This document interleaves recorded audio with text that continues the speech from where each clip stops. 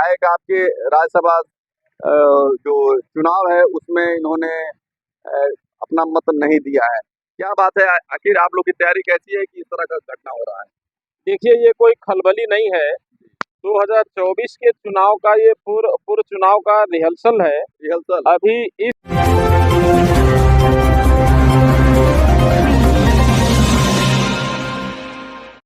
नमस्कार, आप देख रहे हैं 7 डेज डेली और खबर है पक्की। इस समय देखिए हम 69 चौराहे पे हैं और हम आए हुए हैं समाजवादी पार्टी के वरिष्ठ नेता नगीना प्रसाद साहनी जी से मिलने। तमाम विभिन्न सामाजिक मुद्दों पे और राजनीतिक मुद्दों पे इनसे हम बात करेंगे। तो आइए शुरू करते हैं। हम लोग के चैनल 7 डेज डेली और खबर है पक्की में सर आपका बहुत बहुत स्वागत है सर।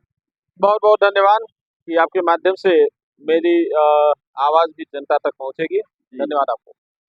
जी, ये समाजवादी पार्टी का वरिष्ठ नेता हैं और इस समय समाजवादी पार्टी में काफ़ी खलबली मची हुई है। अभी तमाम अभी ताज़ा खबर है कि 7 विधायक आपके राज्यसभा जो चुनाव है उसमें इन्होंने अपना मत नहीं दिया है। क्या बात है, आखिर आप लोग की तैयारी कैसी है कि इस तरह का घटना हो रहा है? देखिए, ये कोई खलबली नहीं है। 2024 के चुनाव का ये पूर्व चुनाव का रिहर्सल है। रिहर्सल अभी इस राज्यसभा चुनाव के माध्यम से जो इलेक्शन हुए हैं, इसमें ये साबित हो गया कि कौन-कौन पीडीए के विरोधी हैं और कौन-कौन पीडीए के पक्ष में काम करने वाले हैं। तो जो पीडीए के पक्ष में काम करने वाले लोग थे, वो ईमानदारी से समाजवादी पार्टी के साथ रह गए और जो लोग पिछड़ा, दलित और अल्पसंख्यक के विरोधी थे, वो चेहरा कहीं न कहीं बेनकाब हो गया। और अच्छा हुआ कि लोकसभा चुनाव के पहले ही उनका चेहरा बेनकाब हुआ, जिससे पार्टी को बहुत क्षति नहीं होने पाएगी। ये लोग गए हैं, आम आदमी नहीं गया है।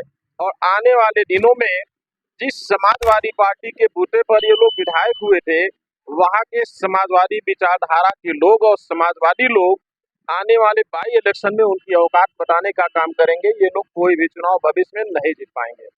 अच्छा, जो समाजवादी पार्टी ने जो पीडीए का जो अपना ये अभियान चला के रखा हुआ है, आगामी लोकसभा चुनाव में कितना सफलता इस फार्मूला के तहत आप लोग को मिलने जा रहा है?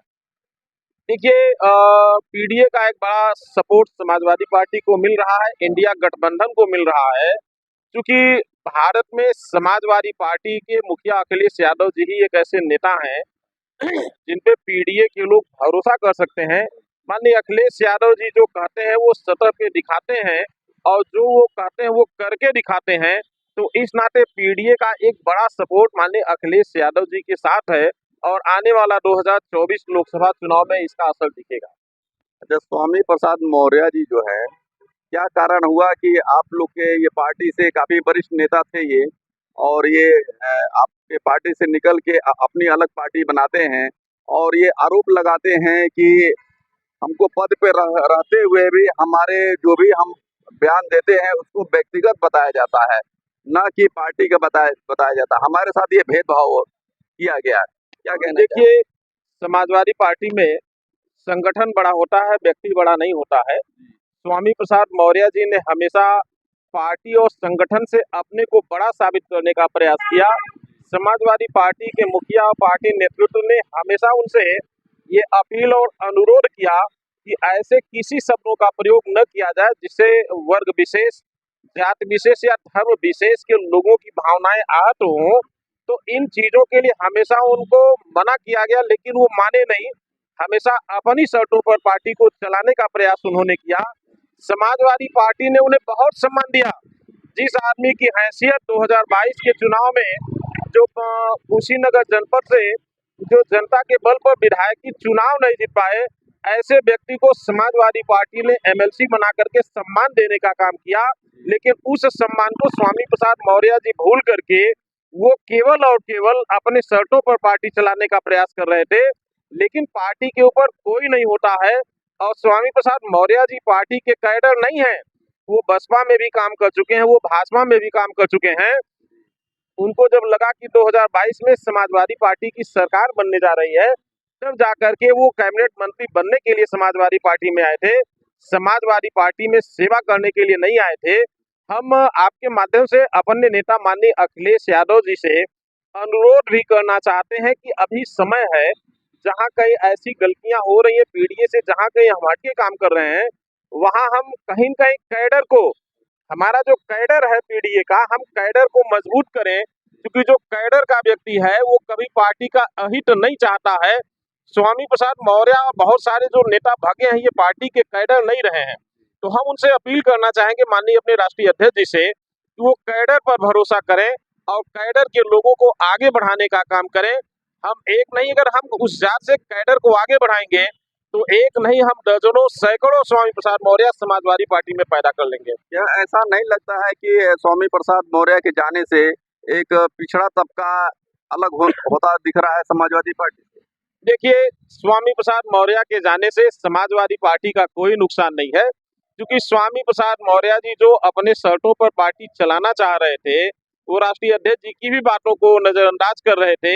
तो स्वामी प्रसाद मौर्य जी का जो भी पोस्ट सोशल मीडिया पर वायरल होता था, आप देखे होंगे उसमें कहीं पिछड़ा वर्ग के लोगों का स्वामी प्रसाद मौर्य के पक्ष में बयान नहीं आता था। उसमें अगर कहीं से भी स्वामी प्रसाद मौर्य के बचाव में बयान आता था तो वो पीडीए का आता था और कहीं कहीं समाजवादियों का बयान आता था। समाजवादी पार्टी के लोग और समाजवादी विचारधारा के लोग स्वामी प्रसाद मौर्य जी का बचाव करते थे और कहीं भी बैकवर्ड समाज उनके बचाव में नहीं उतरता था। अच्छा, अगर बात की जाए गोरखपुर सदर की, तो यहाँ पर महिला जैसे समाजवादी पार्टी की प्रत्याशी को बनाया गया है, तो इससे पहले वो मेयर की चुनाव लड़ी, वो भी हार गई। कंपियरगंज से चुनाव विधायक का दिया गया था समाजवादी पार्टी से, वो भी हार गए। क्या बात है कि बार-बार उन्हीं को टिकट दिया जा रहा है? अब देखिए, आपके इस सवाल का मेरे पास कोई जवाब नहीं है। हम लोग समाजवादी पार्टी के कैडर के कार्यकर्ता हैं। पार्टी का जो आदेश और निर्देश होता है, पार्टी के कैडर का कार्यकर्ता उसका अच्छा सा पालन करता है। लेकिन हमने राष्ट्रीय अध्यक्ष जी से अनुरोध किया था कि पुनः एक बार यहाँ गोरखपुर सदर लोकसभा की प्रत्याशिता पर विचार किया जाए, क्योंकि इस प्रत्याशी के घोषित होने के बाद समाजवादी पार्टी के कार्यकर्ताओं में उत्साह नहीं आ पा रहा है, क्योंकि हम एक ही व्यक्ति को जब बार-बार चुनाव लड़ाएंगे, वो भी नॉन कैडर, जब हम नॉन कैडर को हम बार-बार चुनाव लड़ाने का काम करेंगे, तो कहीं न कहीं कार्यकर्ताओं की भावनाएं आहत होती हैं। कहने का मतलब आप कह रहे हैं कि काजल निषाद जो है, वो नॉन कैडर है? देखिए, नॉन कैडर का आशय ये होता है, हम समाजवादी पार्टी में कैडर उसको मानते हैं, जो समाजवादी पार्टी में बूथ से लेकर के संगठन में और तमाम पदों पर काम कर चुका हो, जो पार्टी कैडर के लिए काम करता है, पार्टी संगठन के लिए काम करता है, वो व्यक्ति कैडर होता है। जो व्यक्ति आता है, चुनाव लड़ता है, चुनाव लड़ता है, फिर पार्टी के लिए काम करता है, तो पार्टी का नेता तो सभी लोग जो पार्टी में बाहर से दूसरे दलों से आते हैं और पार्टी की सदस्यता लेकर के पार्टी उन्हें सम्मान देती है, तो वो सभी लोग समाजवादी नेता होते हैं। लेकिन कैडर का नेता वो होता है जो समाजवादी पार्टी के कार्यकर्ताओं के सुख दुख में शामिल हो, समाजवादी पार्टी के संगठन में काम किया हो, वह बूथ लेवल पे काम किया हो, विधानसभा लेवल पर काम किया हो, या संगठन के जो हमारे और प्रकोष्ठ हैं या मेन बॉडी है, उस लेवल पर काम किया हो, वो हमारा कैडर होता है। हम लोग इसी नाते राष्ट्रीय अध्यक्ष जी से अनुरोध करते हैं कि हमारी पार्टी जिसको भी चुनाव लड़ाएगी, वो नेता हो जाएगा। किसी को भी जिसको पार्टी चुनाव लड़ा देगी, उसकी नेता के रूप में पहचान हो जाती है। तो हम लोग इसी नाते बार-बार अपने राष्ट्रीय अध्यक्ष जी से अनुरोध करते रहते हैं कि हम कैडर को आगे बढ़ाने का काम करें। जो व्यक्ति कैडर के लिए काम किया है, जो बूथों पर काम किया है, जो संगठन के लिए काम किया है और जो वर्षों से जिसका समाजवादी पार्टी में काम करने का इतिहास है, वर्षों से लगातार बिना कहीं गए, बिना कहीं गुटबाजी के, बिना कहीं पार्टी विरोधी किसी भी कार्य में लिप्त होने न हुआ हो, जो ऐसे व्यक्ति को चुनाव लड़ाने का काम किया जाए, जिसको पार्टी चुनाव लड़ाएगी वही नेता हो जाएगा। तो हम लोग हमेशा इसी नाते अनुरोध करते हैं, जो कैडर हो, कार्यकर्ता हो, लोग अपने वर्करों के बीच में आता जाता हो, ऐसे लोगों को चुनाव लड़ाने से जो समाजवादी कैडर होता है, समाजवादी पार्टी का बूथ का कार्यकर्ता होता है, उसको भी भरोसा होता है कि चलो हमारे कैडर को, हमारे कार्यकर्ता को टिकट मिला है, वो चुनाव लड़ा है, भविष्य में हमको भी मौका मिल जाएगा। तो उससे हर कार्यकर्ताओं की उम्मीदें बढ़ जाती हैं और वो पूरी ताकत के साथ उस कार्यकर्ता को जिताने का प्रयास करता है, उसके लिए लड़ने का काम करता है, ताकि आने वाले दिनों में उसे भी मौका मिल सके। अच्छा, तमाम कार्यकर्ता यहाँ गोरखपुर में वरिष्ठ कार्यकर्ता थे जो चाहते थे कि उनको यहाँ से टिकट मिले, तो कुछ लोगों को टिकट नहीं मिला, कुछ लोग काफ़ी आशावान थे। उसमें कहीं न कहीं आपका भी नाम आ रहा था कि आप भी काफ़ी प्रयासरत रहें। तो इसमें जो कैडर के कार्यकर्ता हैं, ऐसा नहीं लगता है कि अपेक्षा किया गया है?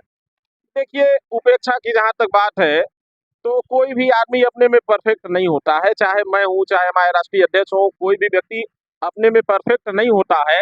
हमारे पार्टी के जो कुछ और लोग होते हैं, वही उनके नाक का नाक होते हैं। गोरखपुर जिले में 1-2 शकुनी टाइप के लोग हैं, जो जा करके मिसगाइड करते हैं, गलत फीडबैक करते हैं।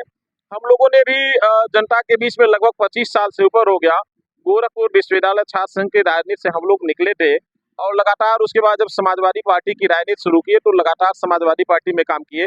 हम लोग 2-2 बार, एक बार स्वयं जिला पंचायत सदस्य रहे, एक बार अनुसूचित में अपना जिताने का काम किए। गोरखपुर विश्वविद्यालय छात्र संघ से हम लोग निर्वाचित पदाधिकारी रहे हैं, हमारी भाभी 3 बार की यहाँ ग्राम प्रधान रही हैं। बहुत सारे पदों पर हम लोगों ने काम किया और जनता के बीच में हम लोग काम किए। हम लोग तो सिविल कोर्ट में अधिवक्ता भी हैं, एक हमारा बड़ा परिवार वहाँ भी है। आप लोगों की तरह लगभग 8 से 10 साल तक मैंने प्रिंट मीडिया में लिखने का भी काम किया है। हम शिक्षक भी हम रहे हैं, तो हम लोगों का तो कई परिवार है, जहाँ अगर पार्टी प्रत्याशी बनाई होती, तो शायद हमारा पूरा परिवार है। जैसे मान लीजिए दीवानी कचहरी अधिवक्ता हमारा, आज इस गोरखपुर जनपद में लगभग 50,000 अधिवक्ता ऑल ओवर, अगर सिविल कोर्ट, कलेक्ट्रेट, कमिश्नरी और जो आपके तहसीलों का हमारा बार है, कुल मिलाकर के 50,000 अधिवक्ता हैं जो हमारे परिवार के सदस्य हैं। टिकट मिला होता तो शायद सबके सब ये होता, चलो नगीना साहनी एडवोकेट हमारे परिवार के मेंबर हैं, वो जीतेंगे तो परिवार को मजबूत करेंगे, हमारी आवाज को उठाएंगे। तो वो लोग भी पूरी निष्ठा और ईमानदारी के साथ हम लोग हमारे साथ चल करके हमारी मदद किए होते, जिताने का काम किए होते। लेकिन जो पार्टी में काम करता है, वो नेतृत्व के निर्णय से बंधा होता है। तो पार्टी ने जिसको भी निर्णय ले लिया है, हमारे राष्ट्रीय अध्यक्ष जी ने जो निर्णय लिया है, उसका हम लोग अंतिम निर्णय उनका जो भी होगा, हम लोग उसका अक्षरशः पालन करेंगे। बीच में हमने माननीय राष्ट्रीय अध्यक्ष जी से वार्ता करके एक बार पुनः जमीनी स्तर पर कार्यकर्ताओं के बीच में नए सिरे से प्रत्याशिता लाइन का सर्वे कराने का हमने अनुरोध किया था, लेकिन राष्ट्रीय अध्यक्ष जी का जो अंतिम निर्णय होगा, हम लोग अक्षरशः उसका पालन करेंगे। अभी आपने देखा कि हमने जो है नगीना प्रसाद साहनी जो वरिष्ठ समाजवादी पार्टी के नेता हैं, इनसे हमने बातचीत किया। तमाम हर मुद्दे पे इनसे हमने बात किया, बड़े ही बेबाकी से इन्होंने अपने विचार रखे हैं। आप क्या सोचते हैं, अपनी प्रतिक्रिया कमेंट बॉक्स में जरूर दीजिएगा। अगर आप चैनल पे नए हैं तो चैनल को सब्सक्राइब कर लीजिएगा। मिलते हैं नेक्स्ट खबर में, तब तक के लिए धन्यवाद। जय हिंद, जय भारत।